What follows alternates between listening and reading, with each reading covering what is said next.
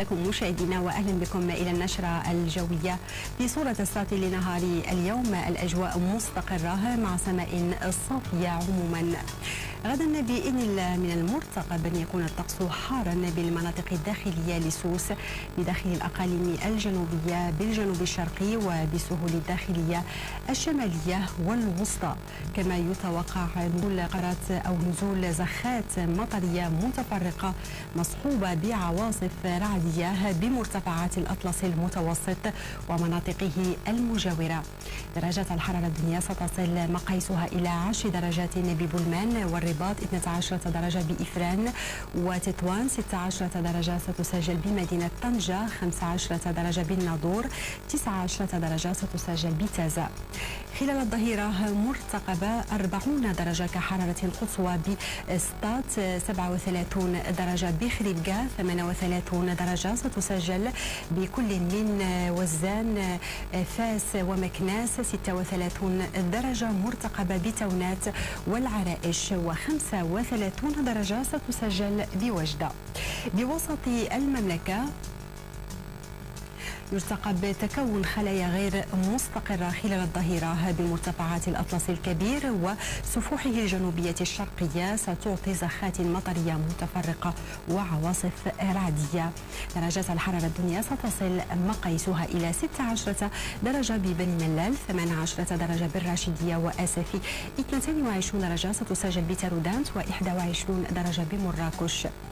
أما المقاييس القصوى ستصل إلى 40 درجة بقلميم، تارودانت ومراكش، 39 درجة ستسجل ببني ملال، 38 درجة بطاطا، 37 درجة بزاكورة وأرفود، و34 درجة ستسجل بورزازات. شمال الأقاليم الجنوبية الأجواء بإذن الله ستكون مستقرة وقليلة السحب مع تطاير زوابع رملية محلية بمناطق الداخلية. درجات الحرارة الدنيا ستصل مقاييسها إلى 16 درجة بطنطان، 19 درجة بالعيون، 23 درجة ستسجل بالزاق، و24 درجة بجلتة زمور. بعد الزوال ستسجل 42 درجة كحرارة قصوى بالسمارة، 40 درجة ببكرة، 39 درجة بجلتة زمور، 38 درجة بالزاق، 34 درجة ستسجل بطنطان. بأقصى الجنوب الأجواء مشمسة عموما مع تطاير زوابع رملية بمنطقة بير نزران.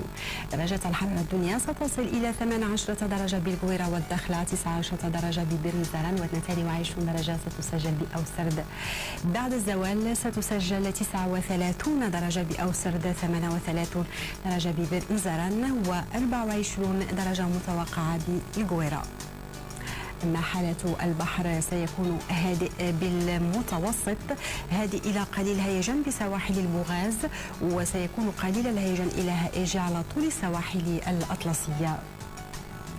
المد بمدينة الرباط في تمام 6 صباحا و54 دقيقة، و7 مساء و18 دقيقة، والجزر في تمام منتصف الليل و48 دقيقة، وتمام منتصف النهار و56 دقيقة. شروق الشمس في تمام 6 و43 دقيقة، والغروب في تمام 8 و6 دقائق. وخلال يوم الخميس المقبل بحول الله سيستمر الطقس حارا بالمناطق الداخلية للأقاليم الجنوبية بسوس بالجنوب الشرقي وبالسهول الداخلية الوسطى والشمالية للمملكة. هذا وستكون الأجواء غائمة جزئيا بمرتفعات الأطلسين المتوسط والكبير بالهضاب العليا الشرقية وبالمناطق المجاورة للأطلس.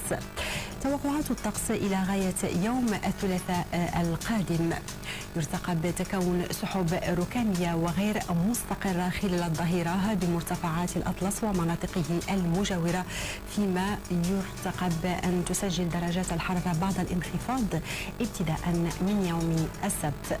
والآن مشاهدينا سنتعرف على أحوال الطقس بعواصم المغرب الكبير، أوروبا والشرق الأوسط.